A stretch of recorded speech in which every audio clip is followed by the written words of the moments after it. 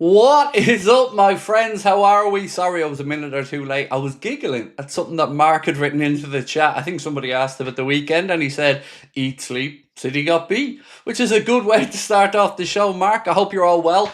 Bit to discuss tonight. If you're wondering why I'm on, well, I feel like I've had a rest really because I didn't put out a video earlier on today. We had the preview that went out this morning, so if you do have a chance, check that one out. So honestly, I feel rested up, and I thought, hey, let's jump on, have a Saturday night stream.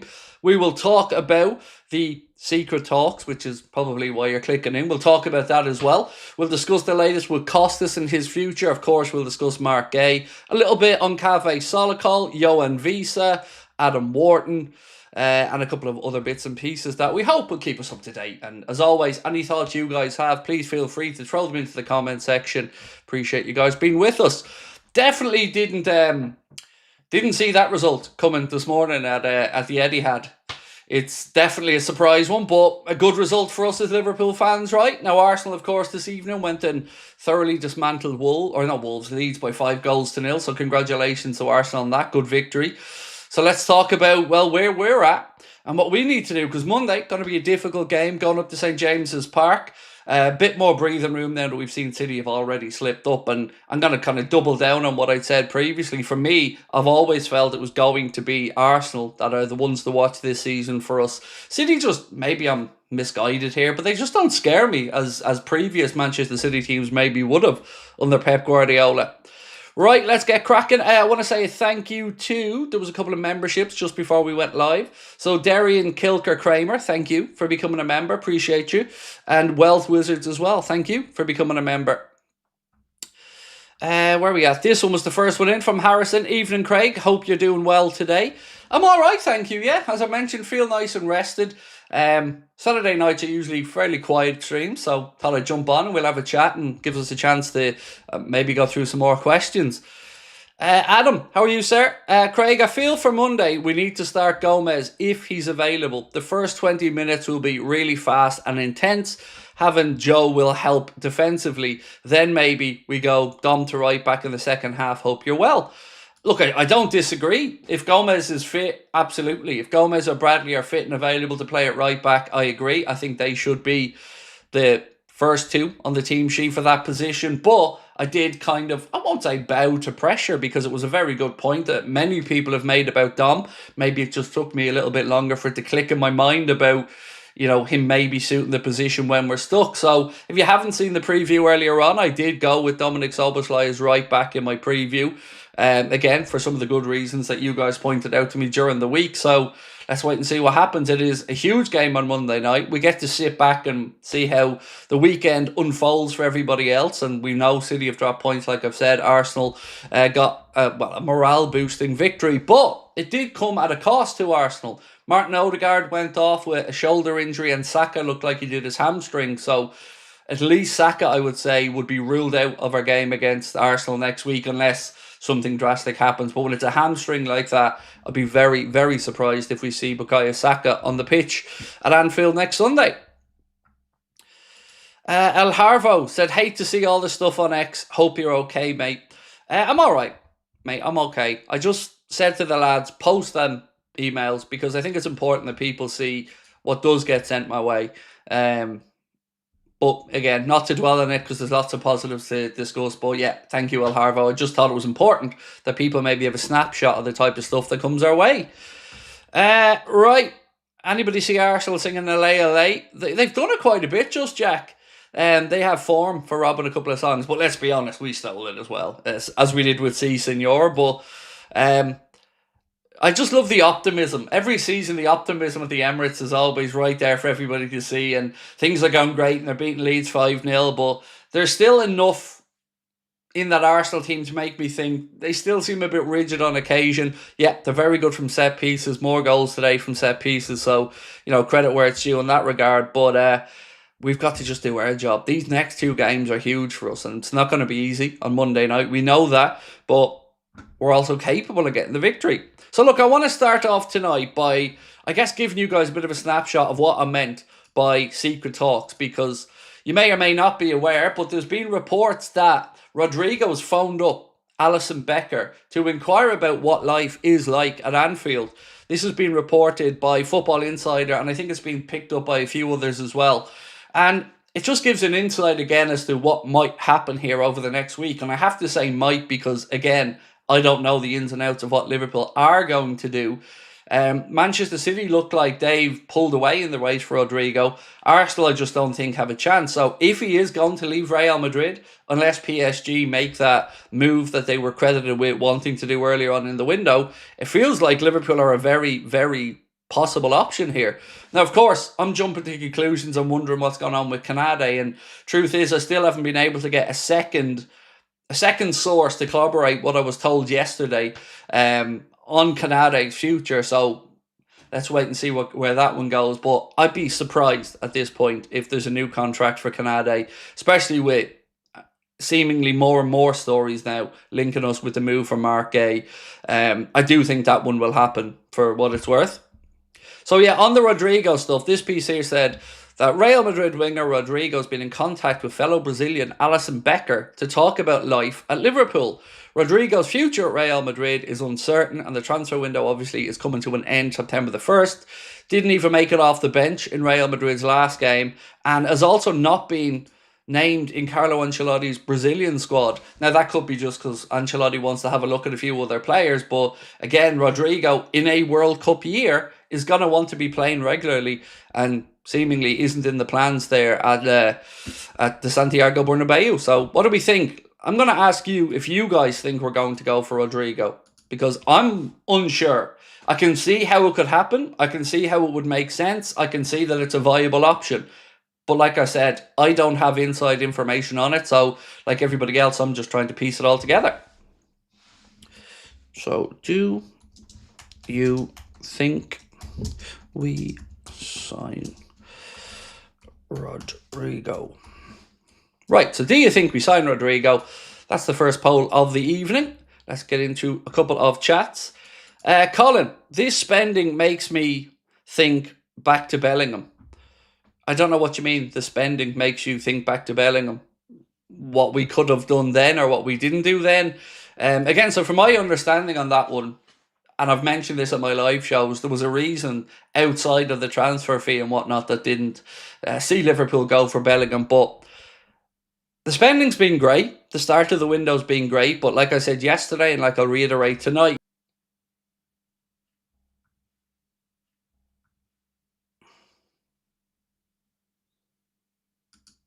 I'm going to refresh and see if it works. Okay, I think we're back. Sorry. Again, I think we have a dodgy connection on the Ethernet. If it happens again, I'll swap back over to the Wi-Fi. But yeah, apologies for that one. Yeah, I even have the connection here checking, and it says connected, disconnected. So definitely did disconnect from the Ethernet cable. So bear with me. I will. Where was I? Where was I before we got sidetracked? Anyway, what was I discussing? Sorry, I've confused myself there. I'm going to just keep an eye on this. If it disconnects again, I'll swap it onto the Wi-Fi and I'll be back. So just bear with me if it does happen. Right, let's keep going anyway. Where are we at? The spending. Yeah, we're talking about the spending. So we've got to finish the window. You know, we've got to go out there and finish the business that we started. I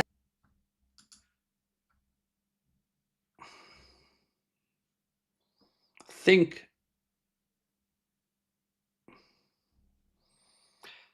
Okay, I think I'm back, but I'm going to just turn it off. I'm going to go in and we're back, but I'm going to change. I'm going to remove the, yeah. So I've removed the Ethernet and I'm just on the Wi-Fi now. So should be a bit more stable. I've got rid of the Ethernet and moved to the Wi-Fi because the problem is with the Ethernet cable, but the looks of it. So anyway, there is audio, Philip. Refresh it, my man. Anyway, sorry. Should be better now that we're on the Wi-Fi. So, yeah, the bogey team for Pep. They are. But I still didn't expect it today, Sunil. To be honest with you, mate. I didn't expect it today. I woke up. Obviously, I was a bit late because, you know, I don't get up for 12:30 kickoffs. You know that. But I woke up and I glanced at my phone. First thing you do, obviously, you check the results and see what's happening. And I was shocked to see a 2-0 victory. Really didn't expect it to happen, but very glad that it did happen.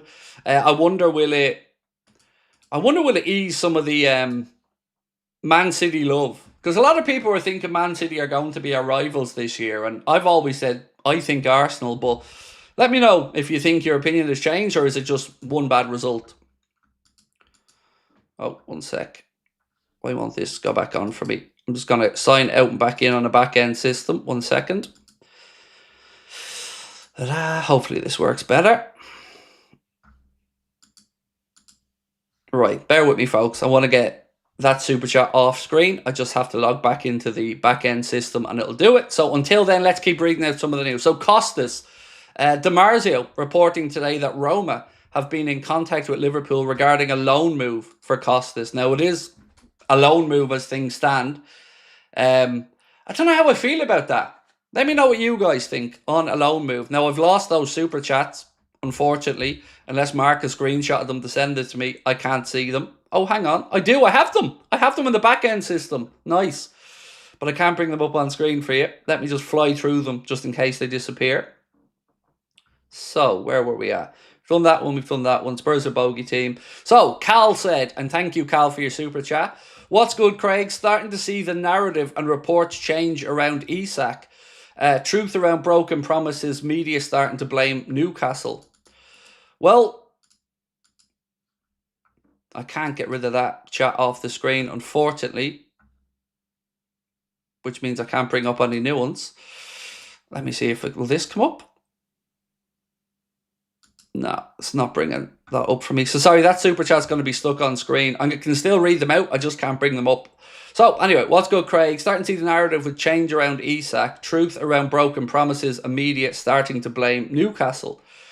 It is Newcastle's fault, to be fair. Like I've said, look, you can make an argument that because Isak told them he wanted to leave, they still don't have to sell him, and I get that. But ultimately, he told them in plenty of time, and they haven't been able to get a replacement. So, I wonder, is this one still on? Because we'll find out quickly. I'd say Tuesday we'll know. So, Joelinton, biggest thug in the league. Hate him truly, said Tom Swift. Will not be surprised if Saka shows up for the Liverpool game fit as a horse, just like last season, said Suleiman. Well, from the way he went down, I was watching the Arsenal game at the time, and from the way he went down, it doesn't feel to me like that was one that he'll be able to come back from. It very much did look like a proper hamstring injury, so I'd be very surprised if they have him available. I really would. Right. Jamie King said, seeing Pep Linders at City makes me sick. Yeah, I said it during the summer. I despise it. I despise the idea that he's there and that he left Liverpool and he said he wouldn't be a number 2 again. And there he is now with the enemy. Let's be honest about it. So, yeah, people might say, well, look, maybe this is Pep Linders' chance to go to Manchester City, prove himself as a good number 2, and maybe he'll get another chance then as a number 1 somewhere else, having learned off Pep. But the couple of chances he's had as a number 1 haven't worked out for him, and certainly feels like he ain't cut out to be a coach at the head coach level. Love you, mate, said Yorkshire Tea. Thank you, bro. Appreciate you. If we're going to sign Rodrigo, should be done before Isak, said Mahmood. On the Rodrigo one, it'll be very interesting because I'd have to believe if we move for Rodrigo, there will be a conversation around Konate. I have to believe that that's the case. So let's wait and see on it. I wish I could get rid of this and clear the back end system so I could bring these super chats up, but you're just going to have to bear with me. Aaron Woodell said, just saw the Twitter post. Sad dude. Both sickens and saddens me that somebody would be so hateful. Love you, bro, and hope they get arrested forever. So it's been reported to Counter Terror Police. It's been reported to Merseyside Police, and I'm going up to my own police station to make a statement early next week. Not much else I can do, Aaron, other than that. I just told the lads to post them because I thought it was important that people see some of the shit that gets sent my way. So, yeah, it is what it is, unfortunately. But not going to stop me from doing my thing and trying to bring a smile to some people's faces where I can. Sunil, thank you for gifting a membership as well. And JFT Toronto said, just a quick hello and thank you. No need to thank me, sir, as always. Thank you. Andy said, Craig, do you think Isak having gone public and the club being pointed at more mean Newcastle dig their heels in even more, either because of needs or to save face.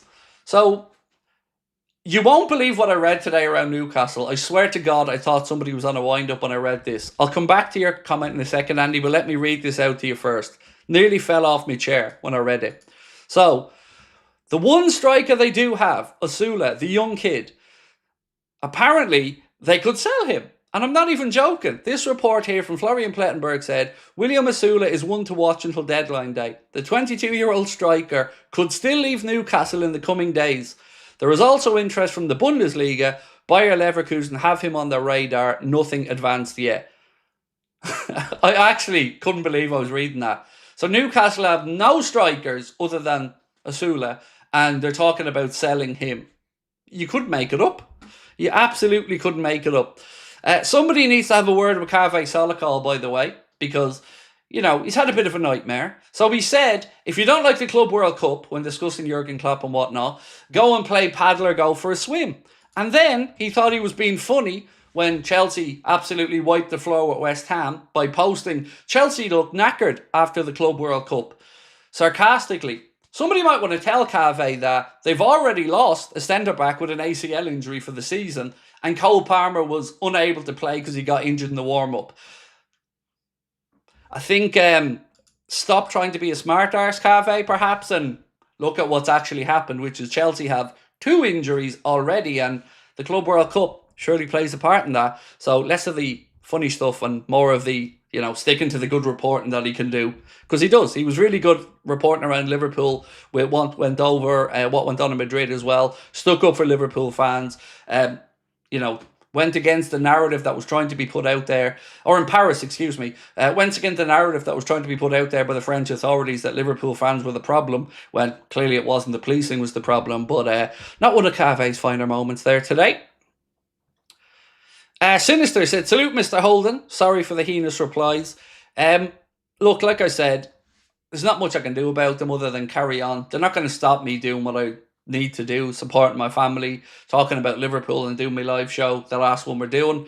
But, you know, I made a conscious decision yesterday to say to Connor and Matt, post them, because people need to see exactly what's being sent our way. To be honest, would take the opposition to work on the Klopp and Pep. I get that, Mahmood, but I wouldn't. Not in this situation the way it is, because what Linders has done now is absolutely removed a lot of the goodwill that Liverpool fans would have felt towards him. And, you know, went to the enemy. The team that have 135 odd charges against them for breaking the rules. A team that is the antithesis of everything that our football club stands for. And Linders just, you know, Jurgen leaves, Linders goes off, fails yet again as a head coach and runs back with his tail between his legs to the enemy. I don't like it. But, like I said, I respect your opinion, Mahmood. Did you see the commentator say West Ham were fucked? I didn't, but they kind of are, aren't they? Yeah, it's really not a good look at West Ham at the minute. They're in serious trouble, and yeah, actually on that, let's take you through the results today. I'm sure you've seen them already, but in the Premier League, it was Manchester City 0, Tottenham Hotspur 2. Let me read that one again because it sounds good. Manchester City 0, Tottenham Hotspur 2. It was Bournemouth 1, Wolves 0, Brentford 1, Aston Villa 0, Burnley 2, Sunderland 0, and Arsenal 5, Leeds United 0. A couple of goals there for Victor Gyökeres, the second one a penalty. I wish I could get rid of this thing on the screen. I just can't, but it looks like I'm trying to banter Spurs or City on purpose. I'm not, but, you know, still funny. Wendy, welcome to Anfield Agenda FC, Wendy. Appreciate you. So let's talk about Real Madrid for a minute, because this report from AS, which is a Spanish paper, said that Real Madrid want to sign Adam Wharton at some point in the future, but are wary of competition from Liverpool and Manchester City. Manchester United are also particularly interested in the Crystal Palace midfielder. The bidding war is expected to start at €80 million. 80 million euro. So does this mean that they're going to maybe look to sell Rodrigo, free up some money, and then make a move for Adam Wharton? What do we think? So under Rodrigo, let's go back to the poll and see what people are thinking on the poll. So we asked, do you think we are going to sign Rodrigo? This one is close. There's not too much in it between Liverpool fans here, or between the viewers anyway. So we'll leave it go a little bit longer. But let us know what you think. Do you think Liverpool are going to sign Rodrigo, or do you think it's going to be Isak and maybe Marc Guehi to finish the window? What's this one from Victor? Sad to see the big... let's just call him Big Divock. Let's go with that one. Plays Serie C now. Career went down. Yeah, it didn't work out at AC Milan, unfortunately, for Divock. And, you know, if he's had to drop down, at least you can see he still has a love of the game, right? And wants to play. But we'll always think of Divock as, well, a cult hero, won't we? A super sub. Somebody that scored some really pivotal goals for us in big moments. And it's unfortunate that his career couldn't keep going in the right direction when he left us. But, yeah, just love Big Divock. Wish him nothing but the best.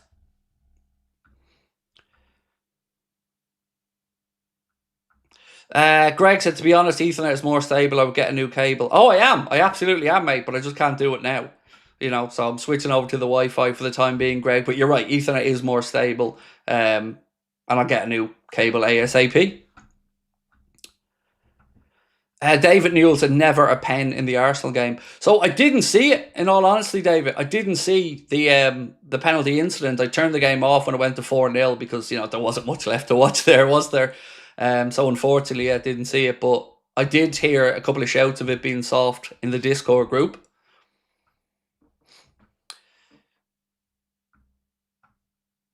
Love how my super chat is getting free publicity, said Sunil. I owe you, Craig. Would love to give you a shout out to my grassroots football academy in India. It's called Future Stars. Absolutely, sir. Good to see that you're spreading the game, Sunil, and I hope your grassroots football academy does very well. India, certainly a country on the up and up with football. So thank you, sir, for your super chat, and thank you for doing what you're doing as well. Next generation of football players. Keep doing the good work, sir. Thoughts on Aston Villa the past couple of weeks, said Paul. They've been a mess. You know, I also watched the Villa game today. It was the game that was on free-to-air TV here. Well, not free-to-air, sorry. It was the 3 p.m. game that we got on Premier Sport in Ireland. So I watched the game against Brentford. And they were blunt, to say the least. Very unlike Aston Villa when I've seen them previously. And they have problems there. They need to sort out players before the window shuts because they don't look anywhere near what they were previously. But good to see Keith Andrews as an Irishman get his first win there, head coach for Brentford. Kelleher kept a clean sheet as well, which was good to see for him. And big result that for Brentford. Also a big result today for Burnley as well, getting themselves off the mark with a 2-0 victory over Sunderland.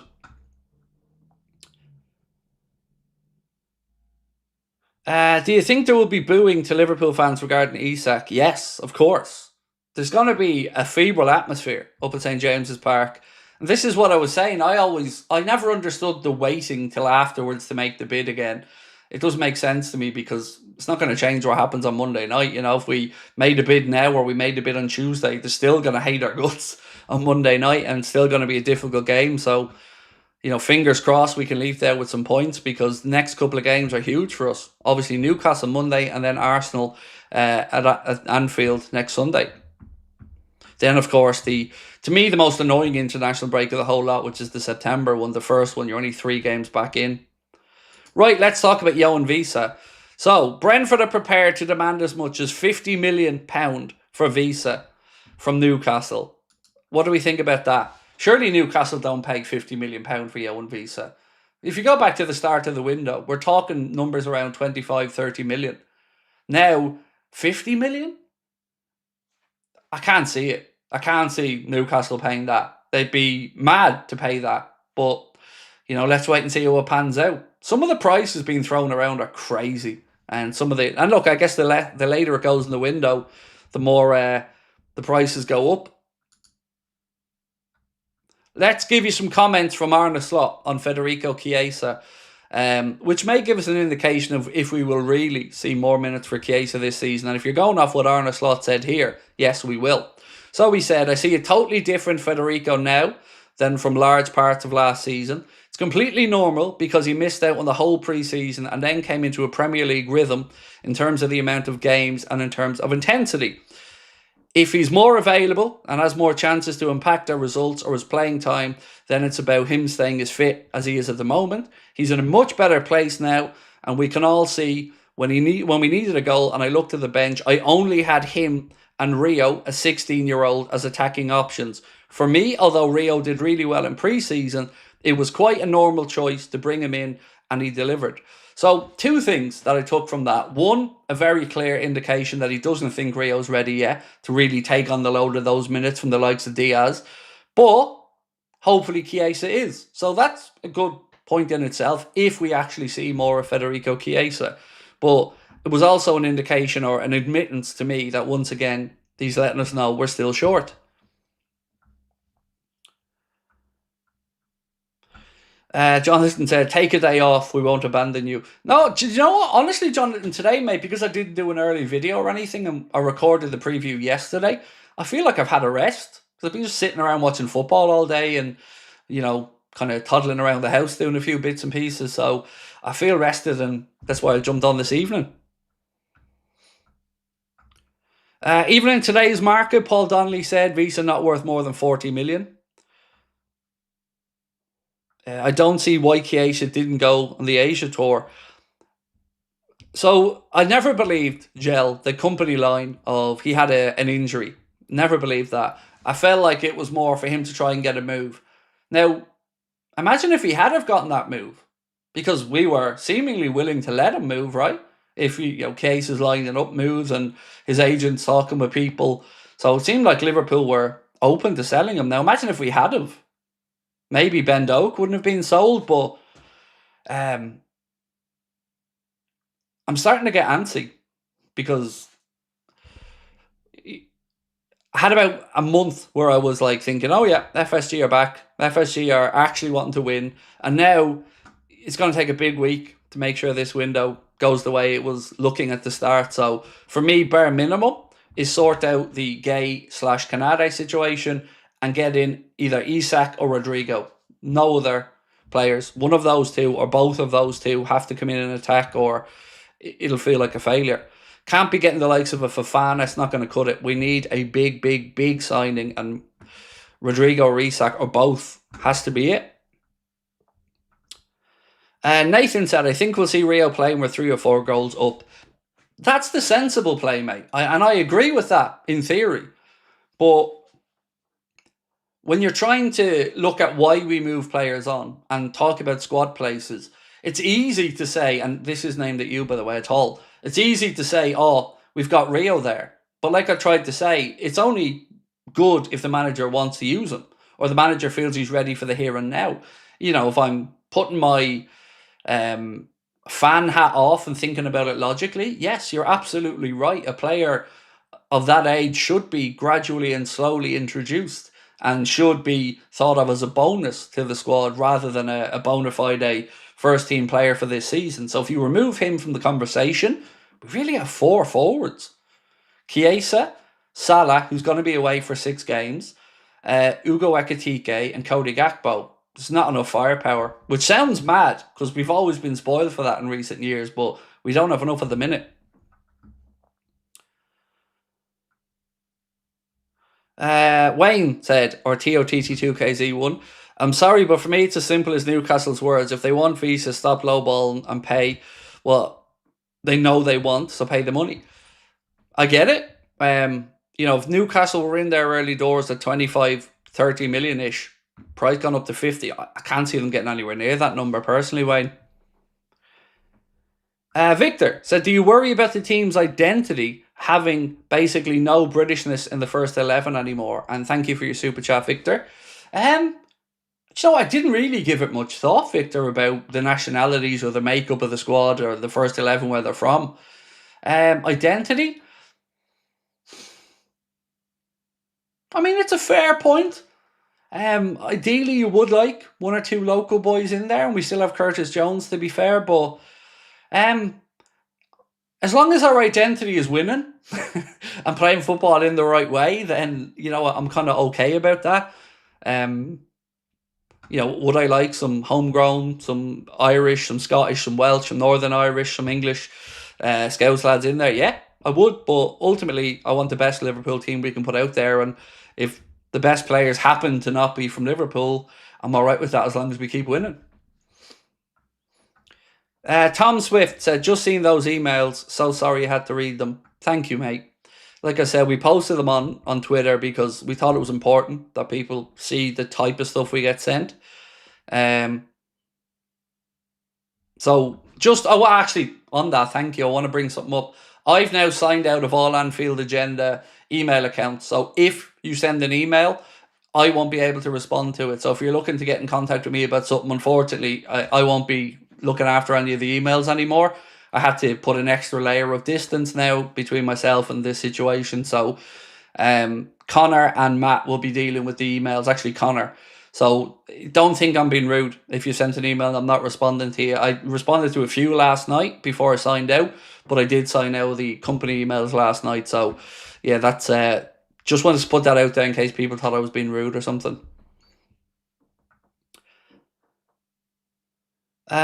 Grim Reaper said, Craig, if Diogo was still with us, would you say he would have played in the right wing role instead of Frimpong?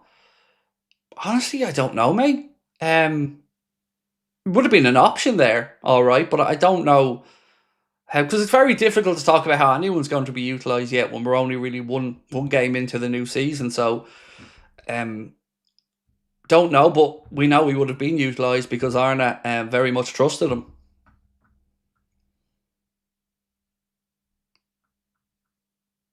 Right, let me keep going.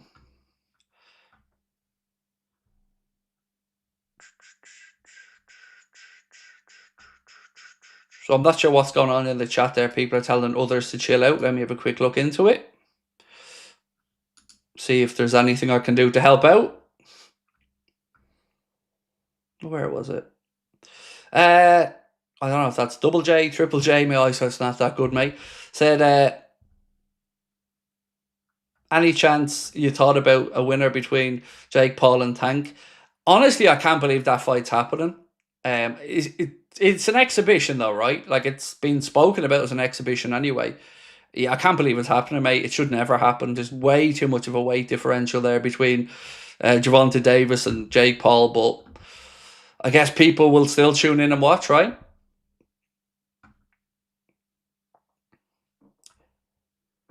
Bonkers, LFC said, I got a hunch that Rodrigo in Konate goes plus 35 million we sign Guehi. I have a sneaking feeling of the same thing, mate. I think if we are at a point where we admit Konate doesn't look like he's signing a new deal, well, what are the options then? You either play him for the rest of the season and try to get Marc Guehi on a free, or you bring in Marc Guehi now and you give yourself another option of Konate for the rest of the season and he goes for free. I don't like either of those two options. For me, if a player's future at the club is over or he doesn't think he's got a future, if possible, move them on. And in the scenario where we potentially make a move for Rodrigo, yeah, surely include Ibrahim Konate in those conversations with Madrid, who are a club that clearly like him and maybe he's got eyes to move to. I'd much rather that happens than Liverpool lose a player in their prime for free. Now, people could make a valid argument and say, but Craig, that still leaves us a little bit short at centre-back throughout the season. We'd have we'd have Guehi, Gomez, who is injury-prone, Virgil, and Marc Guehi, Gomez, Virgil. Who am I forgetting here? VVD, our captain, sorry. Still, I get it. You would want a fifth, whether that's Nalo, whether that's Endo playing at centre-back at a push. But I'm okay with having four, knowing that the fourth one has a future. The idea of going through this season with Konate, knowing he's going to walk out the door at the end of it on a free, I just don't like the optics of it. It doesn't sit well.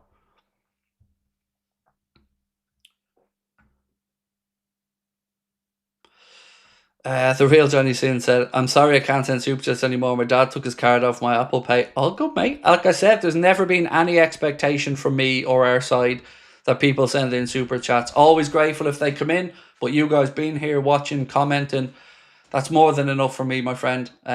So appreciate your support. Right, where are we at?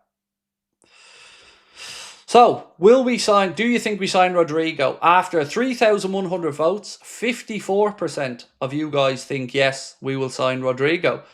See, pretty close vote that one, so not sure which way I am on it. I do think it's one of Rodrigo or Isak. I'd be very surprised if it's both. Shay said, Craig, would you be happy with a window if it ended right now? Absolutely not. In fact, Shay, I'll go a little bit further, mate. I'll be angry if we end the window as we are right now. And it isn't because I don't rate the lads we brought in. Of course I do. Very good. Florian Wirtz, great signing. Two full-backs, brilliant. Young centre-back, an upgrade on Kwanzaa. At least seems to be an upgrade. We haven't seen him yet. So yeah, no problem with any of the business we've done. But we've left ourselves short if that's the case. And we have. Go through the squad yourself, maybe have a time, write it all down, look at the options in each position. We're definitely a little bit short.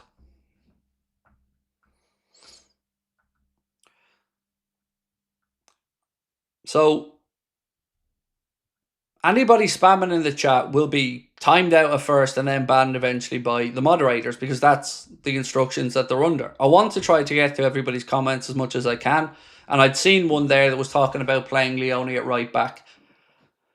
I think it would be madness to bring in a kid, 18 years of age, who's only had a few sessions, joined us late in the window, and tried to throw him in at St. James's Park away.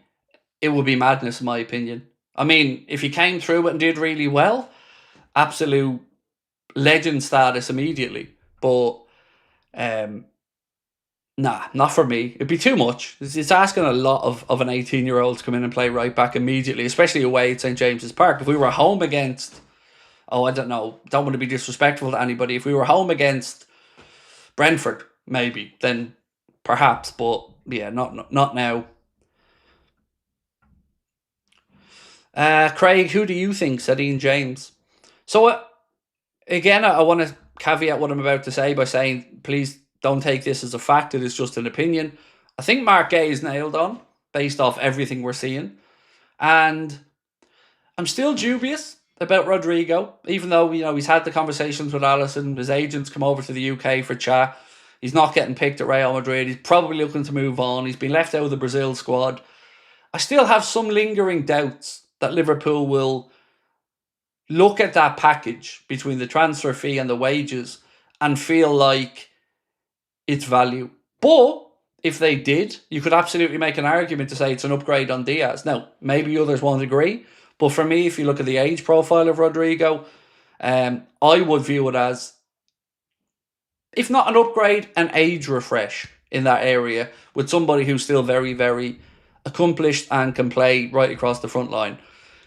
But I don't know, something about it. But let's say a transfer fee of €80 million, which is about £70 million, maybe even a little bit higher. If you throw into that then wages of probably 250 grand a week, which is, what's that, 10, 15 million a year, is it? Something like that? No, 250 grand a week, 200 grand a week is 10 million a year, 50, 12.5 million quid a year in salary over 5-6 years. It's inexpensive, but I don't understand the accounting practices, so maybe there's logic in that. What on earth is happening with Bajcetic, said Sunil? Well, he's back training. We know that much. I think. I'm sure I've seen him doing some bits. Excuse me if I'm wrong on that one, but at this point, I just don't see him being part of Liverpool's first team squad this season because he's had no pre-season. So if he does get back doing a few bits, my best guess will be a loan move before the window shuts. But yeah, I think his first team chances this season are out the window because he's had no pre-season whatsoever. And a far more established international like Chiesa came in last year with no pre-season, and well, we've seen how little game time he got. Ed McKenzie, thank you, mate, for your super chat. You didn't put in a comment on it, but appreciate you, sir.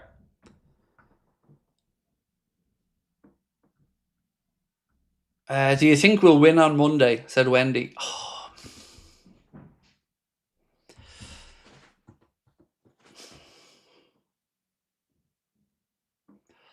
I go between a 2-2 draw and a narrow win when I think about it, Wendy. There were good points in the first game. Things that make me feel right. I can see the progression there. I can see what will happen when everybody gels together. But there were still defensive moments where I was concerned. Knowing that we don't have one of our 2 starting right backs, unless Bradley is fit, concerns me because they'll look to exploit that. Konate, I need to see a much better performance from him. He was all over the shop, in my opinion, against Bournemouth. So his head better be right for this game because we're going to come in for pelters from the Newcastle fans. They're going to be, up for this game. They're going to be booing and hissing everything that we do, and they better be ready. So I'm somewhere between a draw and a narrow win. That's kind of where my head's at with it, Wendy. I went with a narrow win in the preview, but I was pretty close to going to the 2-2. Colin said, would you consider a loan for striker cover? No, because at this point, any striker that's going to be willing to be loaned out by a club is going to be nowhere near good enough for us. If a club this late in the window is willing to loan out a striker, they're not going to be at the standard that we need. And also, that would kind of absolve the club from some responsibility in the attacking department. So I don't want to give them an easy out by saying, yeah, I'd go for a loan. They have 8-9 days to get their shit together and bring in strength in attack and sort out the Konate situation. So no loans for me. It's just if we don't get in another body in attack, maybe 2, it's undermined the whole window, in my opinion. Now, again, I'm not going angry mode yet because there's still time for this to be resolved. But ideally, you want these players in as early as possible. Now, I guess if you're talking about Isak, if you take out the lack of, I guess, pre-season he's had, at least he's Premier League tested and proven. So he knows what the league is like. He knows what he's coming into. With a Rodrigo, it's going to take a little bit of time there, isn't it, for him to drop in and get used to things. But I guess he's a fairly experienced fella as well at this point in his career, with his time at Real Madrid on the big occasions and, of course, with Brazil as well. I'm just nervous because we're so close, right? We can see this incredible window with this incredible squad with just these last few bits of business. And I want to give the benefit of the doubt to Edwards and Hughes and the recruitment team because they have been very good and some of the money they've gotten for players this summer has been really good as well. So let's see how the next week goes. But if it gets to Tuesday, Wednesday and there's no movement, I'm definitely going to be nervous.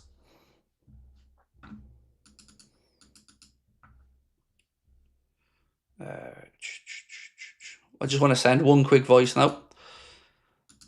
Whenever you get a chance when you get home, and absolutely no rush, of course, if you can clear the back-end system, that would be great because the super chat's stuck on stream because my internet disconnected and I can't get it off.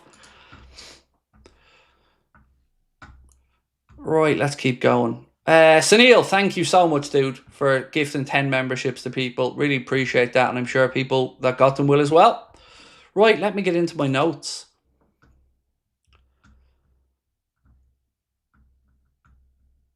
Right, so Graham Bailey, speaking about the Isak situation, said Liverpool are unlikely to bring in a stopgap option if they fail to sign Isak. As Ekitike, Chiesa and potentially Gakpo could all play through the middle, Liverpool would be prepared to wait for the Swede. He goes on to say, I think Liverpool make a fresh bid for Isak after Monday. I think we'll see a British record offer come in. I do still think he will go. As we know, Newcastle are looking at alternatives, which is not easy. Again, though, I understand not wanting to get a stopgap and waiting for Isak, but we still need depth in attack. So whether it's a Rodrigo or somebody, we just can't. We can't not have another forward by the end of the window. It would be the height of stupidity. Alan Thomas said, hey Craig, I know it's early days, but these next 2 games and the final days of the transfer window could define our season. So, I'm a natural worrier, Alan, and I catastrophize things quite a lot in life. And I would be an absolute liar if I told you that I am not extremely worried about the next 2 games, because you can't win a league title early, but you can certainly go off the pace and leave yourself extra work to do. And these are big, big games. If we get 4 points out of them right now, I'd be happy. If we get 2 points out of them, I'll be angry. I don't know what to expect, because we had a bit of everything in the game against Bournemouth. We had some good stuff in attack, and we had some real concern defensively.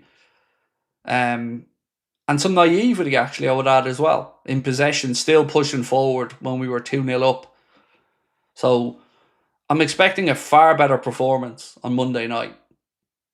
But yes, there he is. Connor the big hero fixed it. So now, let me just check. Now I should be able to bring Super Chats up on screen. 1 second. There we go. Now I can bring them back up on screen. So thank you to Connor, and thank you to everybody else who was patient with me while that was being sorted out. Happy days. I feel back to myself now. Good stuff. Kaz, how are you, my friend? Said good morning. I hope all is well. Good. Pleasantly surprised with that result for Manchester City earlier on. Great to see them losing at home, because I think that will, if nothing else, deflate the bubble that was starting to be blown for Manchester City. Do you guys think Manchester City are still our biggest rivals this season? Let me ask that in the chat. Sec.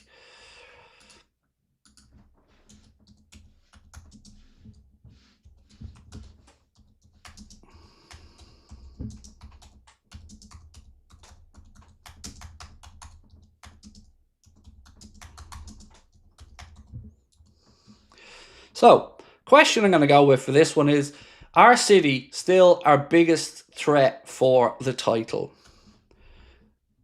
Vote on that one. Let me know what you think. Craig, just seeing what you posted on X. I'm sorry to deal with that. I hate people sometimes. So I got similar stuff a few months ago as well, and similar threats made to me and the venue before a live show in Liverpool in the summertime. Didn't stop me doing the show, as it never will. And I posted them up just so people had a screenshot of what I didn't post them. I got the lads to post them, of what happens. Because like I said, we all see the stuff that happens to footballers. The racist incidents, the disgusting stuff that they get. And there's always a big furore in the media about it. But normal people like me or other content creators that do get all this shit, no one gives a shit about us. None of the authorities give a shit that happens to us. And do you know what, actually?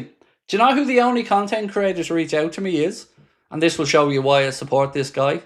The only person in the content world that reached out after we posted those was True Geordie.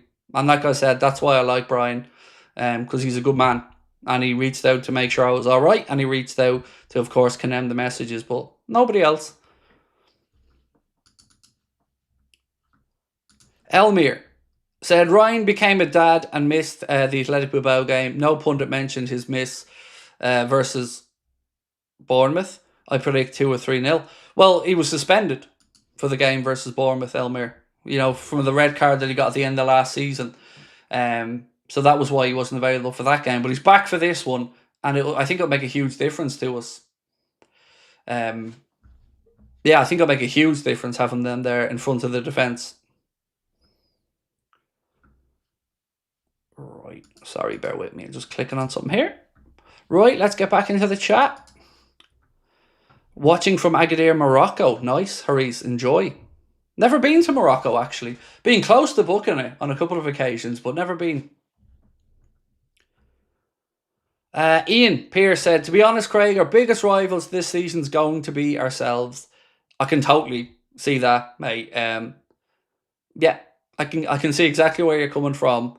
But I do think Arsenal just feel like they've got the bit between their teeth this season, and that they feel wronged, and that they need this title, right? Or they want this title. I've just felt that way all summer. That just something about Arsenal, I feel like when all is said and done at the end of the season, they'll be the ones closest to us, whether they're ahead of us or below us. I think they'll be the ones closest to us.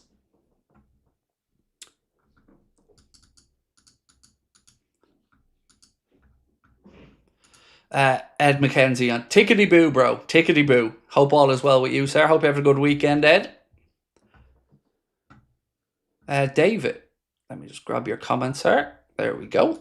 So, David, thank you, sir, for your super chat. Appreciate you.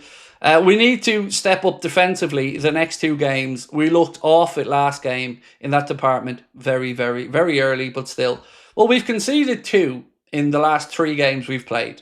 Now, you could say 1, if not 2 of them were glorified friendlies, but we still conceded 2. So we need to stop shipping goals, because you can't rely on the attackers to score 3, 4 every game. You know, look at Arsenal.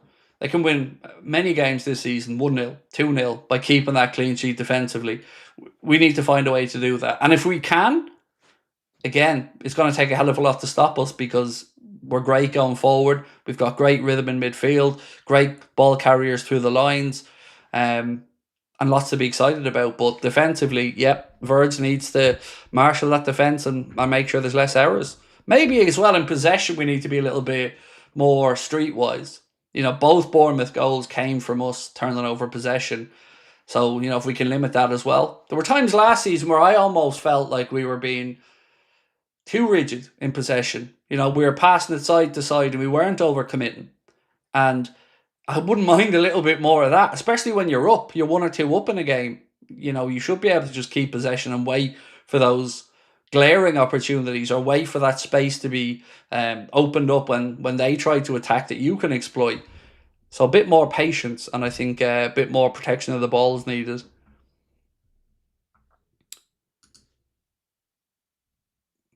Itachi said, I'm going for 2-0 on Monday. They don't have a striker. They don't, you're right, but they do have pace.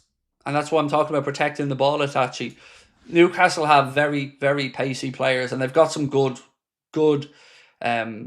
what's the phrase I'd use here? Some good exponents in midfield as well, with Tonali and Bruno Guimaraes, two good central midfielders. There was a super chat yesterday that somebody had sent me an email about, and it was about the article 19 or 17 or whatever the article is. And they felt I was dismissive of them. So I hope that person is watching, and I want to apologise if they felt I was being dismissive of them. My dismissiveness was based around the idea that this article could be triggered, because I've seen it mentioned far and wide by other content creators and fan accounts. And my point that I was trying to make was, if triggering that article was so easy and so straightforward, and it was going to be a way that we could do it, it would be written about extensively by journalists, by your Romanos, by your Ornsteins, and it hasn't been, because it isn't possible. So to that gentleman watching, I know he's an elderly gentleman as well over in the States, I apologise, sir. I certainly didn't mean to feel like I was having a pop at you. It's just, I don't like Liverpool fans being misadvised by people who may have good intent, you know, talking about this article, but it isn't possible. Fake fan Matt, how are we? And by the way, Matt's not knocking anyone or us. This is an inside joke from a stream a while ago where we were all talking about being fake fans, because, you know, if you don't go to the game every week, you're a fake fan. So how are you, Matt? What's this I hear about porn ban in the UK? I don't know. I don't live in the UK, so I can't speak to that, sir. Sorry to hear about the abuse you get. Look, I wish it didn't happen. And what I said the other day about the people that are sending it, I honestly hope whatever it is that they find better ways to express themselves and fill their time, because I'm sure deep down that these people aren't born or aren't horrible people. Maybe it's boredom, maybe it's groups they're in, I don't know. But I just wish, you know, by all means have a pop at me as much as you want, but, you know, don't bring my autistic son into it. That's just disgusting, and I you know, I'm just saddened that it happens. Adio LFC, why on earth have we not signed Guehi yet? I know, and this idea, Adio, that, or Ado, sorry, it's not Adio, it's Ado. Apologies, Ado. This idea, Ado, that we allow Marc Guehi to play against Fredrikstad in the second leg on Thursday and then bring him in is all kinds of nonsense. Like, Liverpool need to be selfish here. If we want to sign Marc Guehi, get cracking. Because, yeah, I know there's a disagreement on the number, but get it done. Get it done, bring him in, and let's get moving with the season and give Arne as much time as possible to work with these guys. Elvis, how are we? How's the king? So the Arsenal fans have now copied us again. This time it's with the Chiesa chant for Eze. On Eze, actually, I'm sure you'll all agree with me on this. Did you see his walkout when he was being introduced to the Arsenal fans in his Arsenal shirt? Stone cold. I gotta admit, he was stone cold, lads. I looked at that and I thought, yeah, he's got no fear there, does he? This situation hasn't overawed him. He looked like he knew he belonged. And actually, as well, the Arsenal shirt suits Eze. So I feel like that's a good bit of business for Arsenal. I do. And you can see now, right? So imagine they hadn't signed Eze. Odegaard has a shoulder injury.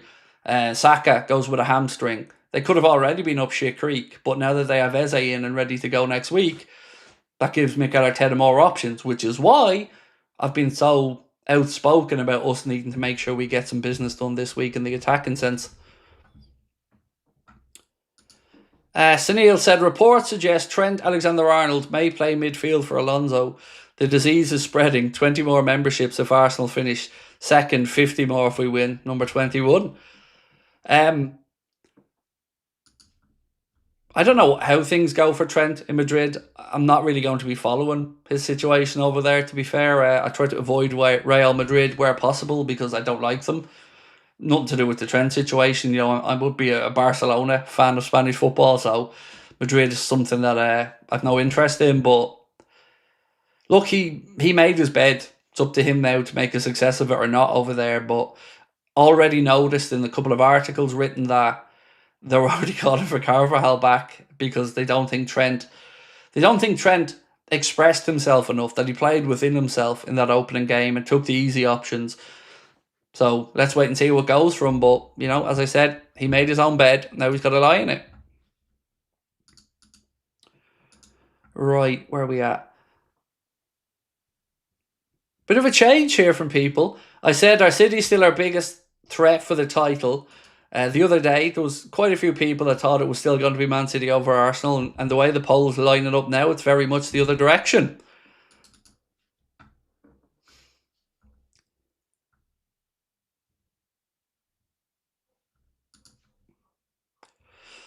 Yeah, 100%, mate. It's really piss easy to do. Article 17, Liam. You should definitely be able to trigger it. No problem there whatsoever with it, mate. I don't know if you're on a wind-up or if this is a genuine post that you've come in with because you missed the start of the stream.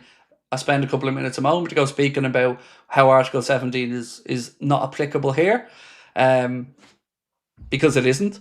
And like I've said, if it was going to be that easy, it would have been written about extensively by Joyce, Ornstein, Romano, and any other journalist. There is more chance of me triggering Article 24 of the Houlden household, which is, well, you don't need to know what Article 24 is, but nah, it's not going to happen because it's absolute nonsense. Like, think about it logically. What is it? It means he can buy himself out of his contract. So are we all supposed to believe that a player can just go then, pay up the remainder of his contract, and no need to worry about the transfer fee that the club have lost, no need to worry about the 70 million that Newcastle have splashed out on him, or the loss of 130 million that they may get from a sale? He can just buy out his contract and wander off into the sunset, sign for Liverpool, and there's going to be no legal pushback at all. We'd be sued up the wazoo, and so would he if that happened. So that article, like I've said numerous times, can only be triggered in very limited circumstances, and this defo ain't one of them.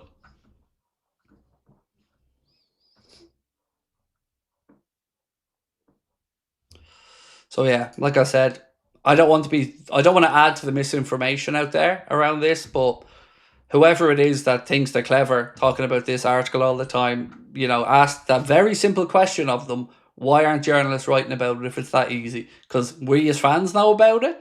You don't think they'd know about it? David Newell said, if we don't get at least 2 more signings, Arsenal will win the league. So, David, would you take Guehi and an Isak, or do you mean 2 more attacking signings? Because for me, if we sign Marc Guehi, it'll be because I expect they think they're losing Ibrahim Konate. So we're not actually going to add much depth there, but it would clear up the uncertainty over the future of the centre-back situation. And that's something that I don't like hanging over our heads, that Konate's still not signed the deal.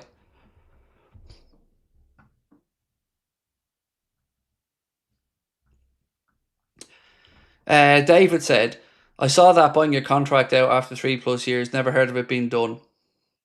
It's there in case a club collapses financially or a club can't afford to pay wages and hasn't paid people in a while. It's there in very, very, very exceptional, limited circumstances. But like I've said, just use the common sense checklist on it. Why would a player just be able to buy himself out of a few years left of his deal, no transfer fee for the club who spent 70 million in this case to buy Isak? So that's gone. And then no transfer fee, and they just watch him join Liverpool and wave him off. We'd be sued immediately. Arthur said, Rodrigo and Guehi this window, Isak in January. As long as there's another forward of that ilk brought in, Arthur, I'm okay. I get and understand if we only want Isak. I do totally understand that. But it can't be at the expense of any forward. We can't have half a season with 4 forwards and a youngster. That's just madness.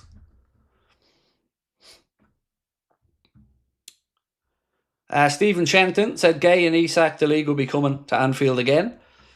An attacker and a defender is needed before the window closes, said my photo story 23.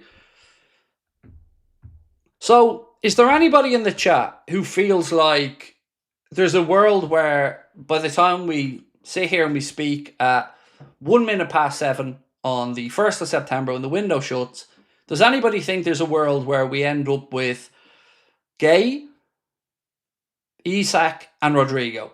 Does anybody think those 3 are possible? Financially, it's possible.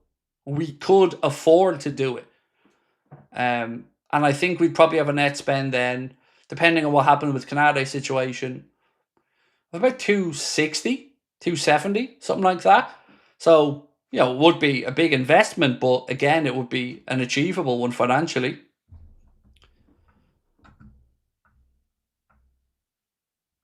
Sunil said, did you see Neville's latest rant on Foden, comparing him to Kane and Shearer, that he has to play irrespective of form, a deranged individual? So, I didn't see that particular rant, but what I do see with Neville is a couple of things. One, he not over supports. He goes too far in the supportive direction for any English player. Just too far. Whether it's the difference in comparing Harry Kane cheating and falling on the ground to Luis Suarez doing it as an example. It's clever when Kane does it. It's cheating if somebody else does it. I always feel like, and understandably because he's English, I get it. But the love-in he seems to have for Arsenal is one Sunil that really confuses me. Like, it's almost like if I didn't know he played for United, I'd swear he was an Arsenal fan with the way he goes on sometimes. Like, he really seems to have a lot of joy for the idea of Arsenal within the league.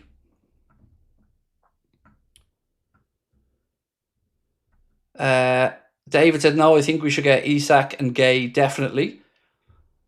Deutsche Kopite said, no Isak movement after Monday's game with Newcastle. Guehi by the end of the next week. Rodrigo's a smokescreen to put pressure on Newcastle regarding Isak, my opinion. So, maybe I'm putting too much stock in the Davos Cop thing a week or two ago, talking about Liverpool still wanting to bring in a winger, even after Isak, and 60-70 million being spoken about. In my head, I kind of thought, is that going to be Isak and then, let's say, Malik Fofana, who probably wouldn't cost 60-70 million, but would still be a significant outlay. The smokescreen bit, I don't know, because if Isak doesn't come to fruition, what do you do? Like, honestly, if we end the window without another attacking reinforcement, I think Liverpool fans are rightly going to be pissed off about it. And you're certainly going to have people like me saying, what on earth is happening? How have we let this? We've done this to ourselves by moving on so many players and not having replacements lined up.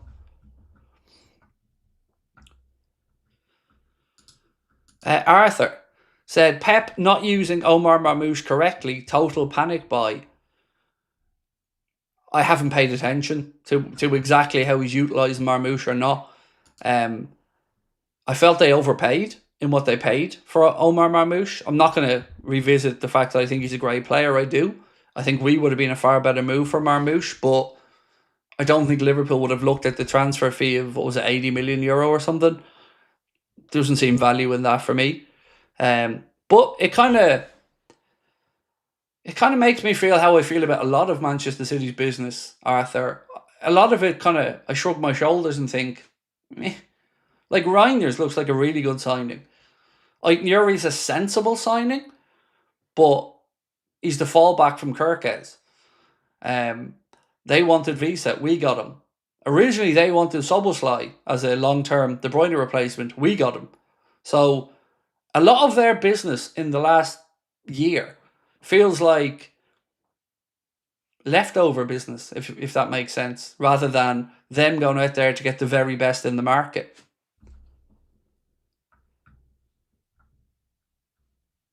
Uh, 9 points from 9 seems to me a must with Arsenal and Chelsea, said Matt.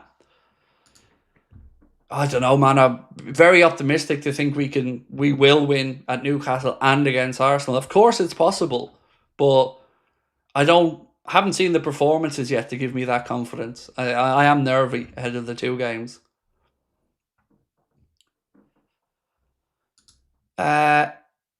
Jay-Z Hawk said, Fabrizio just said Villa turned their attention from Jackson to Nkunku, which could help Newcastle's chances to get Jackson.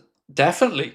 So, if you take what you've said there, Jay-Z Hawk, and then add in what Max Erbel from Bayern Munich said, that Nicholas Jackson isn't one for them, then yeah, it looks like if Newcastle want Nicholas Jackson and Chelsea will have to sell, that's a deal that they can get done. If they can get him and Visa, then I'm going to go as far as to say they will sell us Isak, because I think they might have to. My photo story said, any news on Elliott leaving? Nothing new today, mate, but we did talk about something last night. I'm not sure if you were with us last night or not, but I'll go back over it for you.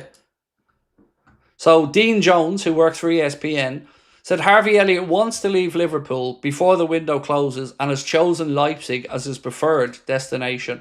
I think Leipzig are going to have to wait till they sell Xavi Simons to Chelsea and have the money. Because at this point, surely they know what Liverpool are going to be looking for Harvey Elliott. They'll know the numbers involved in the deal. So, yeah, can't really see any other option at this point. I mean, I'm still astonished that Spurs and Newcastle haven't looked at Harvey Elliott as a really good option. But, there's a lot of clubs need business done in the window. Crystal Palace's name was mentioned to me once for Harvey Elliott as a potential Eze replacement. Obviously, they've lost him. They're going to need players as well. So the last week or so of this window is going to be hectic.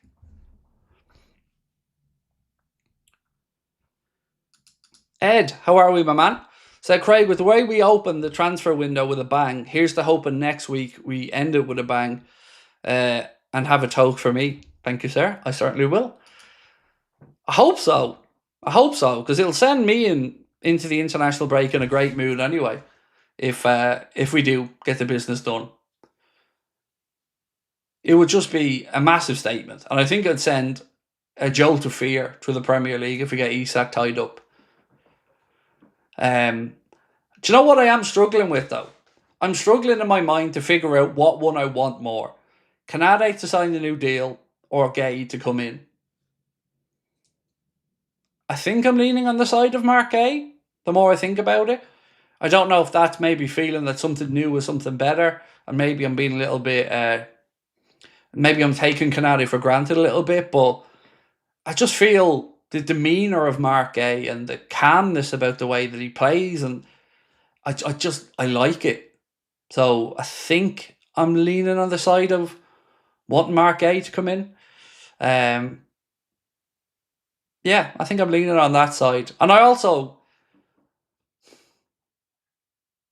I keep coming back to the same thing that I said about Trent. I don't see a player needing this long to decide whether they want to stay and extend their time at Liverpool or not. I think it's just stalling again.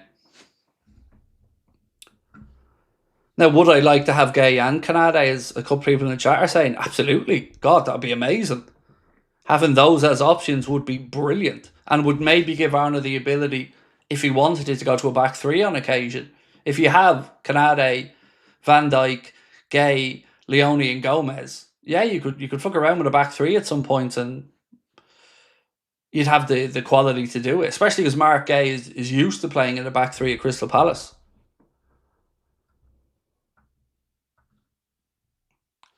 VI Jokers said, we need to get something against Newcastle on Monday. We do. I don't know if you had a chance to watch the preview yet, mate, but the omens are kind of on our side. We haven't lost against Newcastle in quite a while in the league. We've fallen behind against them in the last couple of occasions. I think we've gone up to St James's Park, ended in a 3-3 draw and a 2-1 win. But if we can not concede the first goal in the game, I'll be happy. Yeah, if we strike first, that'll definitely give me confidence in the game. I think then there's no way we lose it if we score first. Arthur says, Leone has Konate physicality, Guehi has VVD poise.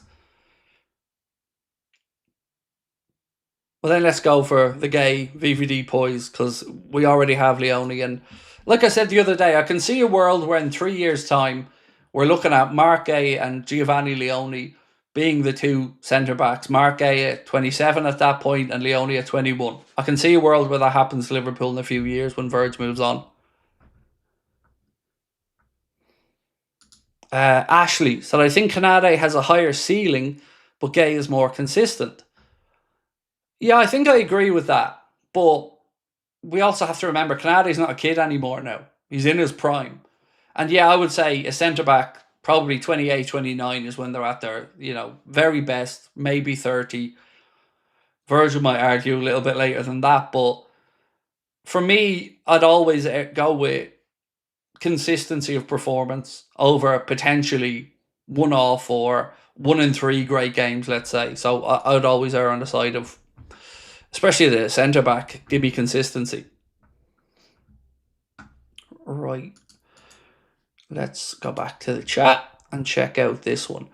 So, are City still our biggest threat for the title? 76% of people said that they are not still our biggest threat for the title.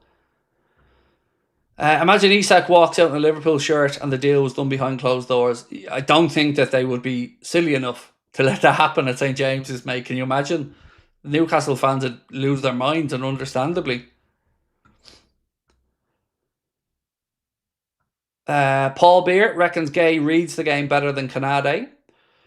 Venom, so we don't have wingers. I know. I agree. We've got a young lad and we've got Gakpo and Salah. We do have wingers, but we don't have depth of wingers. Like, we don't have two options in both positions, two credible options in both positions. I think we're talking ourselves back around into Chiesa again because we know that we're not really going to have a surplus again. So we kind of have to all buy into the Chiesa more minutes thing.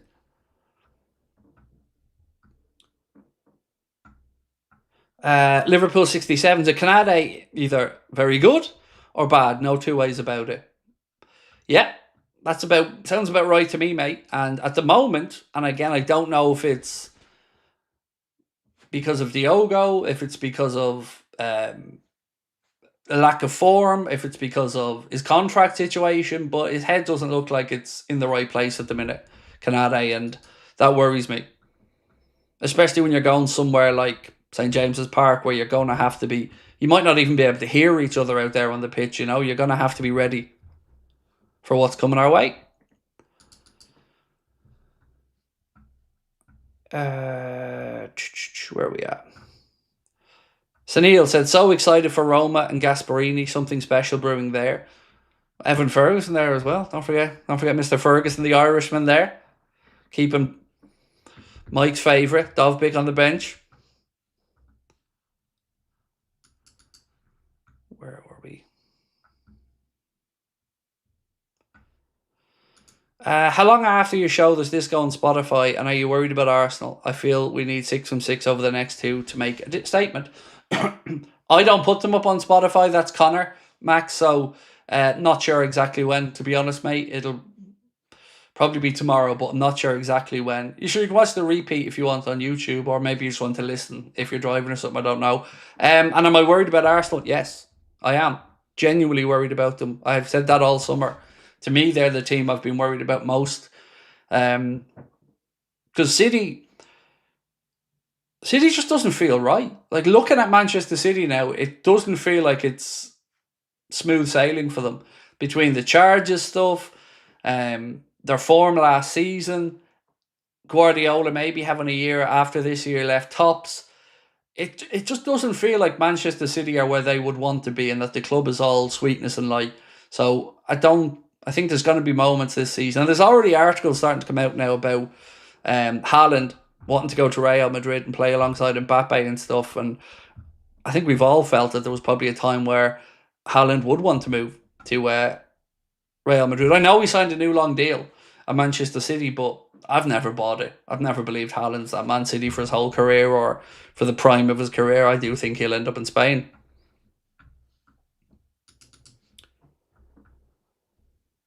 Deutscher Copbite said Konate's head is already in Madrid. I don't know. I understand it. I just feel it's a bit. I can't bring myself to say that yet, because I don't know. Maybe it's out of respect for Konate or something. I don't know. With Trent, I could read the situation a lot clearer and felt like I knew exactly what he was doing. With Konate, I struggle to know whether he's pricing himself too highly intentionally, knowing that the club won't pay whatever the number is he's asking for, in the hopes that maybe it'll drag on and he'll be able to get that move to Madrid on a free, or if it's a genuine valuation of himself that he feels, I'm worth this and I will get what I'm worth or I'll leave. I don't know which one of those is true. I do know I don't think he's a 200 grand a week defender, though. Nowhere near it yet. He's still got a bit of a way to go for me before you jump his wages from like 80 grand a week to 200 grand. Arthur Bright said, I think Arsenal's only problem now is the manager and the delusion. Don't forget the delusion. It's important we point out the delusion. And also, I was watching Atletico Madrid against Elche before I came on, because obviously I have a soft spot for Elche, because when I go to Spain, that's the area that we usually head for. And myself and Lee were at an Elche game last year when we were over. So I was watching them against Atletico Madrid, and I finished in a 1-1 draw. And Julian Alvarez does not look happy to me, and the Atleti fans aren't happy. And I'm wondering, is there any way somebody can sweet talk him into moving back to the UK? Because I don't think he wants to be at the Wanda Metropolitano, from what I'm seeing, and a few bits I'm reading as well.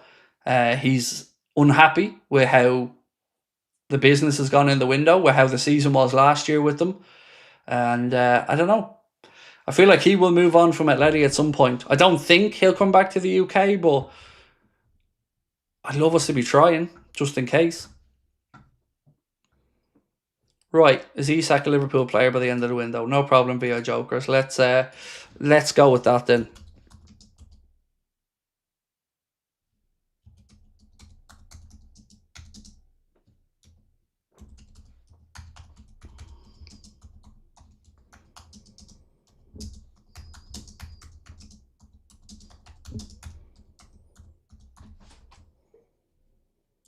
Right, so there you go, sir. Is Isak a Liverpool player by the end of the window? And just bring that up on screen so people can see your super chat as well, sir. Thank you, mate. Happy to run it. We'll leave it up. We're finishing up at about 10:30, so we'll leave it up for the last 20 minutes. Deutsche Copite said Alvarez will stick it out this year, move to Barcelona next season. Kinda, I agree. I've mentioned it on a few occasions as well, that I think that's where he ends up. And it'd be a great move for him, in all honesty. It really would. If he ends up at Barcelona with Yamal and some of the young talent they have there, it'd be a really good move for him. Actually, while we're talking about Barcelona, where do you guys see Barcelona in the shake-up of the Champions League? Like, can they go all the way? Can they, shock us and win the Champions League? Because I feel like they've got star power in that team, but there's also still deficiencies in it as well that I don't think they've addressed enough. Itachi said, bring in Isak as number 9, Alvarez as left wing. Don't be doing that to me, dude. Don't be doing that to me. I'd be too excited talking about that one, mate. Can't be doing that to me. Nathan said, Champions League's always hard to predict. It is. It's really difficult to predict, mate. I don't know how anybody can say with any level of certainty any year that they think we will win the Champions League. It's one of those that anything can happen, right? A red card early in a knockout stage and you concede a couple of goals and you're up shit creek.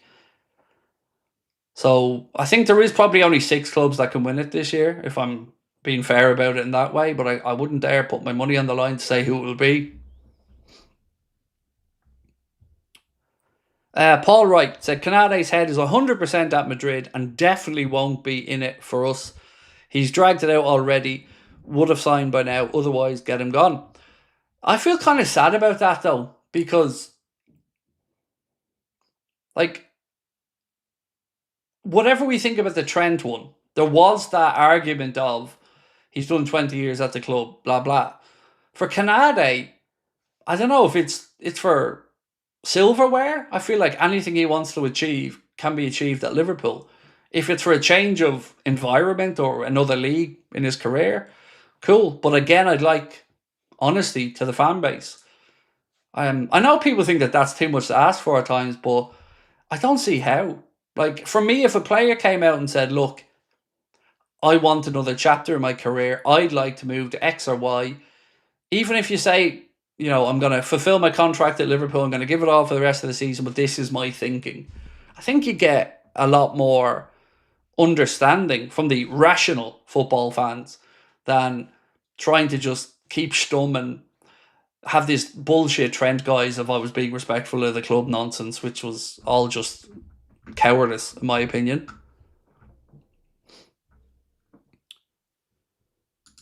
Who replaces Mo when he's away in January? I'm going to say Frimpong, unless we bring in another attacker and then maybe we can see that attacker move across. So let's say, for instance, we brought in Rodrigo. Well, absolutely, Rodrigo could play on the right side when he's at the AFCON. If we brought in Isak, maybe you can shift across Gakpo to the right-hand side. Maybe you could shift across somebody else. Maybe young Rio plays some minutes, but Frimpong would probably be where the smart money guess would be at this moment in time.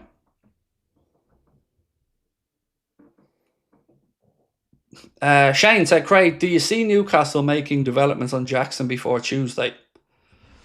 So,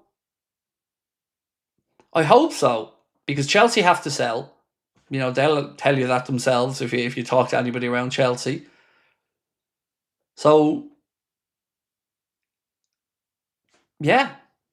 But I don't know if that'll be enough. Like I said to you earlier on, maybe you missed it at the start of the stream, but when I read this story earlier on from Florian Plettenberg, that Osula is one to watch until deadline day and Newcastle are considering selling him. Their only striker. I know he's young and maybe they feel he's not ready yet, but they're talking about selling their only striker. So you surely only do that if you bring 1 or 2 in. It just feels mad to even read that right now. Like, if I'm a Newcastle fan, I'm reading that, I'm scratching my head going, the fuck? Like, he's the only one we have. But, yeah. I still think it takes them to get 2 before they sell us Isak.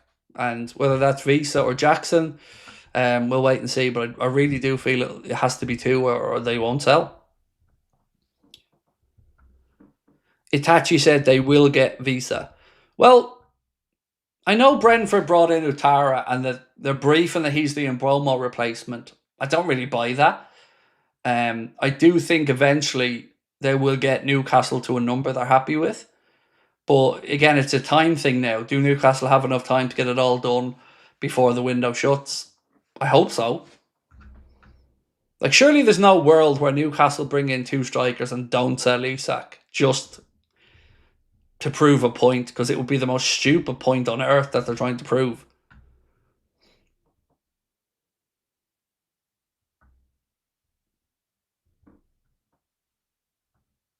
I don't know what you mean by what good as being the only one if you don't want to be there. Oh, sorry, Scott, Newcastle. Well, this is seemingly Newcastle wanting to sell rather than him wanting to get out.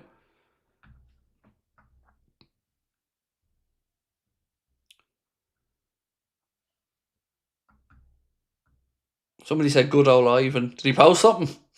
Did Ivan post something transfer related? I haven't seen. I do love a bit of Ivan Schwackhoff, friend of the channel. Deutsche Kopbite said, I've said the same, Voltmade should be considered. I don't know, man. I find it a big mental leap to go from Isak, Rodrigo to Nick Voltmade. You're buying potential at that point, and obviously good potential, but that's not what we were supposed to be getting this season. We were supposed to be getting the bona fide here and now star. Isak is that. Rodrigo might be that. You know, Voltmade, it's not good enough at this point in the window. Early in the window, with maybe Isak on top or something else perhaps, but in its own right, I just think it's not good enough.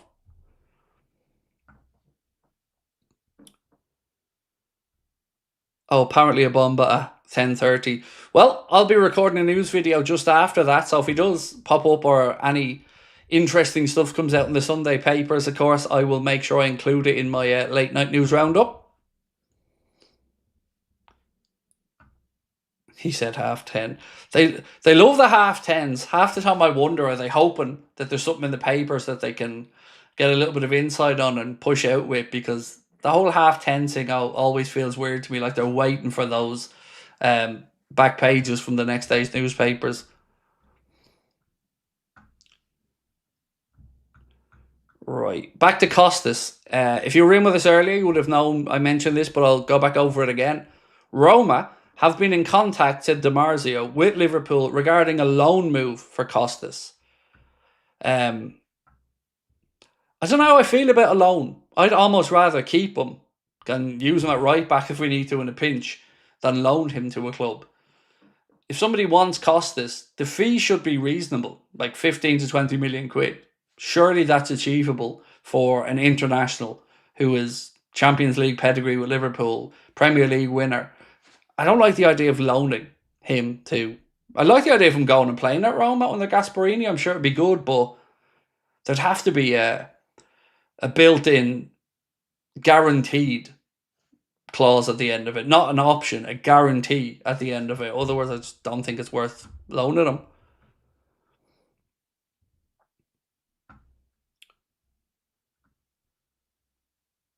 Hoarder said Guehi, Isak and Rodrigo. If we do that, mate, between now and the window closes, you won't be able to... The smirk on my face will go from eyebrow to eyebrow, if that's the case. Yeah, that would be the best window in the history of football then, flat out. If we brought in Rodrigo, Isak, Guehi, Frimpong, Kirkes, Wirtz, Ekatike, Georgi Marmadashvili, that's the best window for me in the history of football if that happened. But, you know, it's a long way from us talking about it to it actually happening. Scotty said, Craig, would you play Kostas at right back on Monday if Joe or Bradley isn't available? I'm all in now on the Dominic Szoboszlai right back train. I've been convinced of it by you guys. Initially, I did dismiss the idea, but the more I thought about it and the more you guys brought it up in the chat, I thought about how we could play that role. So we know Dom has the engine to get up and down. We know that about him. But he also has the ball striking ability. So could drift in and play the role the way Trent would have played it. You know, operating to create an overload in the centre of the park when we're in possession and we're on the attack, and then dropping back in, obviously, when we're out of possession. So, yeah, I'm sold on that one, Scotty. Kevin Keegan said, love your insight from Florida, keeping us all posted. Thank you so much, Kevin. I love Florida. I've been there 6 times, and although I can't visit America on the visa waiver program anymore, I still want to get that 10-year holiday visa because I want to go over and watch a Packers game. I want to go to Florida again. So much stuff I want to do in America that I would do if I had the ESTA option still, but I want to get back over, man. I love it over there. Do we need more Rodrigo or Isak? For Isak, for me, if you could offer me either, I'd take Isak. But I'll be happy if we have either one by the time the window shuts. I mean, be even more happy if we have both. But yeah, be happy if we had either one by the time the window closes. I know a couple of people have said they think Rodrigo's a smokescreen, and I totally do get that. I do, because I struggle to convince myself that that's real. But then again, I felt the same way about Wirtz, and that happened. Nathan said, if Chiesa scores and plays a few to January, do you see him as a right wing for Salah? Definitely need at least one forward. Oh yeah, definitely, Nathan. If Federico starts to get that game time, like you've said, and gets his minutes up, has a couple of goal contributions and assists between now and the time Mo goes away, absolutely. I can see a world where you line up with him on the right, Isak through the middle, and Ekitike on the left, or him on the right, Ekitike through the middle, Gakpo on the left. Definitely. It's just about getting to the point where we know Arne is trusting more and more Chiesa. And to be fair, I'll read the quote out again from Arne about Federico Chiesa. He said, I see a totally different Federico now than from large parts of last season. It's completely normal because he missed out on the whole pre-season, then came into a Premier League rhythm in terms of the amount of games and in terms of intensity. If he's more available, then he has more chances to impact our results or his playing time. But then it is about him staying fit, as he is at the moment. He's in a much better place now, as we can all see. When we needed a goal, I looked at the bench and I only had him and Rio, a 16-year-old kid, as attacking options. For me, although Rio did really well in pre-season, it was quite a normal choice to bring him on, and he delivered. No problems with that. But 2 things stood out to me from that statement. An admittance that Rio isn't ready to be thought of as a proper option off the bench, still in his infancy, still developing. So that's one thing that stood out to me. And the second thing was, he again blatantly said, we need another player, because I looked to the bench and these were the only options I had.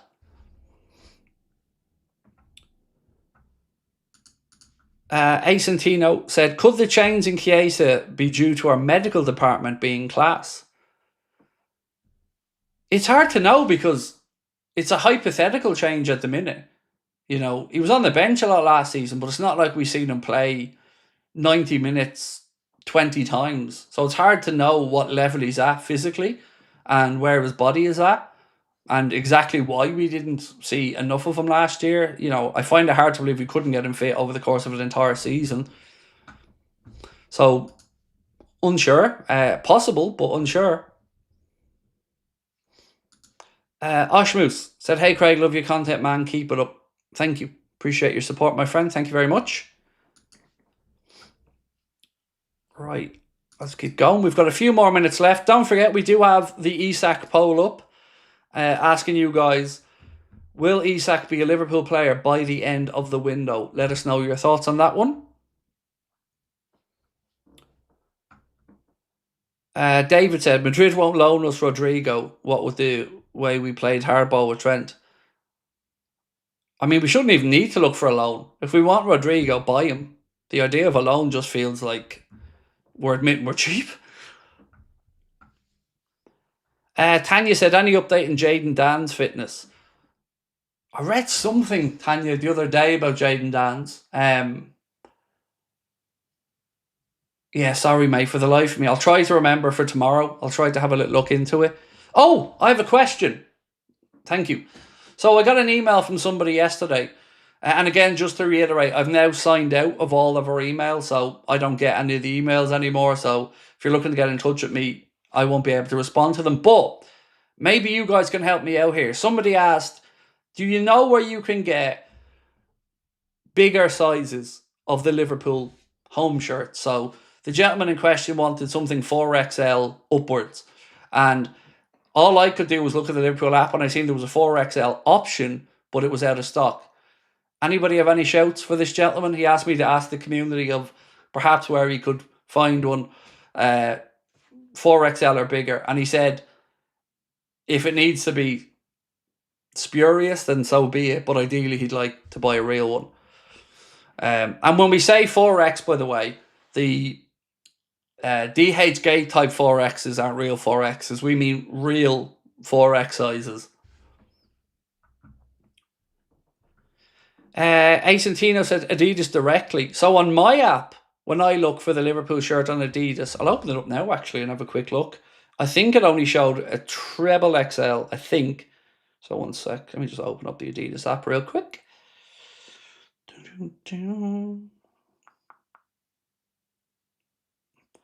Right, search Liverpool shirt.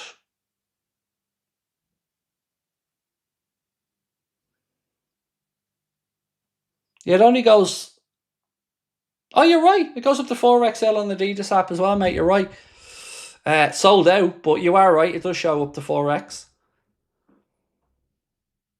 Littlewood, very maybe, said Wayne. They have 4XL in my local Liverpool store, said Joe. Thank you, Joe. So it does exist then, right? So thank you. I'm sure that'll be a help to the gentleman who reached out to me. So thank you, guys, for helping with that one.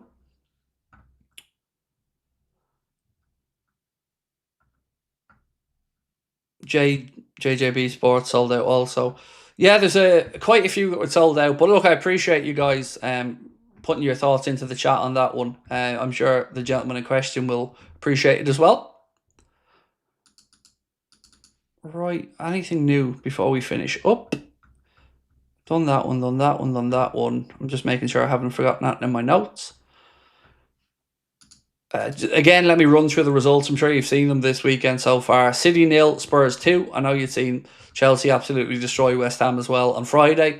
Bournemouth 1, Wolves 0. Brentford 1, Villa 0. Burnley 2, Sunderland 0. And Arsenal 5, Leeds United 0. Amanda said, I got one on the LFC online store. Thank you, Amanda. I think from what I can see anyway, on the Liverpool app, it is sold out in 4X. But I know it varies in different regions.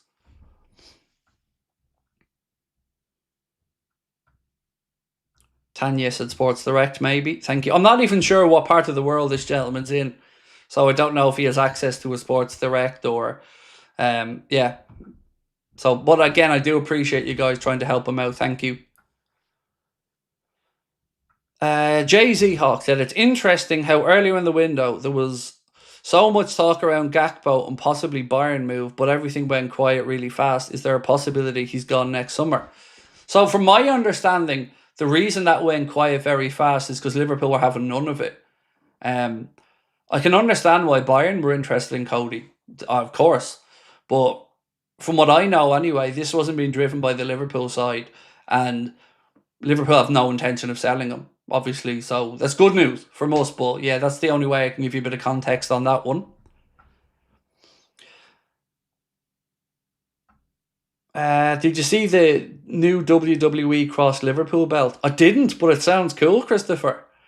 A WWE Cross with Liverpool belt. I love shit like that, man. I got my wife a UFC world title copy belt as well. Oh, lads, I tell you, I got my metal Premier League trophy. Yeah, I've got a proper metal replica of the Premier League trophy now. Came from China. Cost me a fortune, but I have to say it's absolutely incredible. Like, I have a resin version as well, but this is absolutely unbelievable. Yeah, it's brilliant. Brilliant copy of it, and it's never leaving my house, but it's class. But like I said, probably paid too much money, but you know, you want to treat yourself every now and again. Gracias said, Craig, I thought you weren't going live tonight. No, you're right, mate. I did say I wasn't going live, but I didn't put out an early news video. I spent the day watching football. I felt rested and fresh, so I thought I'd jump on and have a chat. Yeah, but you are right. I did say I wasn't going to stream tonight. You definitely weren't imagining that one. Ooh, here's the belt.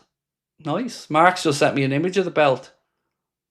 Where can one purchase said belt? It's 500 quid.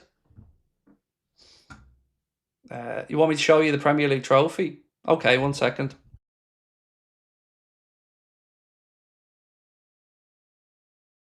Right, my wife's going to bring in the trophy now and show it to you.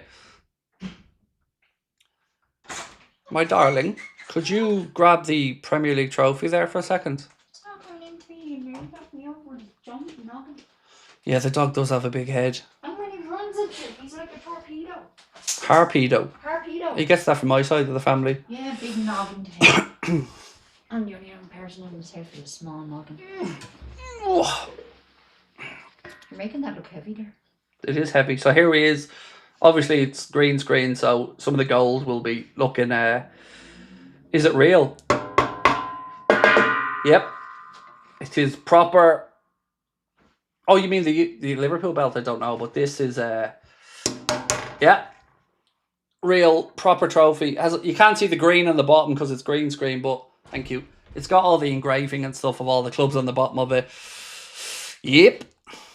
It is real, and I will be running around the house calling myself a Premier League champion. So, yeah, it was expensive. I'm not going to lie, lads. It was expensive, but... And we got a little shock when only the bottom and the top arrived on the same day. But worth it. Can you take the crown off and put it in your head? It is possible, yeah. It's possible, it is possible. You can take the crown off. The crown turns off and the bottom unscrews off it as well.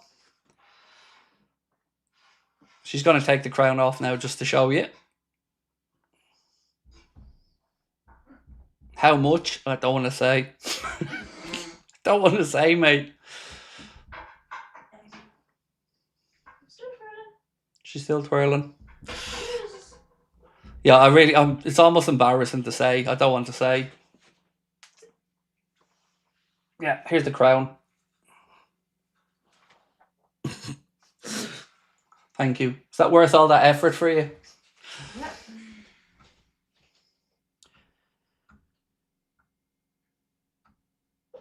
Asantino said, I was here in the States for 2,500. That's how much I paid for it. No, it was €2,500. That's how much it was. Yeah, look, I know it's expensive, but it's one of those things once in life. Just, treat yourself. I thought I was your once in a life team. You've cost me a lot more than €2,500, love, to be fair. Last week with me crashing and yeah. The resin one I got cost about 700, but that one was 2.5 G's, which is ridiculously expensive. But like I said, it was my treat to me after Liverpool won the league. So yeah. Right, I'm gonna go record the late night news update video. Thank you to everyone that joined us. This trophy, that one, unlike the other ones, never leaving my house. That's never going anywhere. But yeah, I'll see you guys tomorrow. Do they have Champions League as well? They do. They do. They have Champions League ones. Scotty, message me in Discord, bro, and I will, or tag me in Discord, and I'll send you the link. But yeah, I've got Champions League full size trophy as well, but it's resin. It's not the metal one. So that one was like 700 quid or something like that. But yeah, I do have a full size Champions League one, so I like to stroll around the bedroom pretending I've won it. After you finish with the misses, I feel like a trophy lift is in order. So you do what you got to do. Right. See you guys.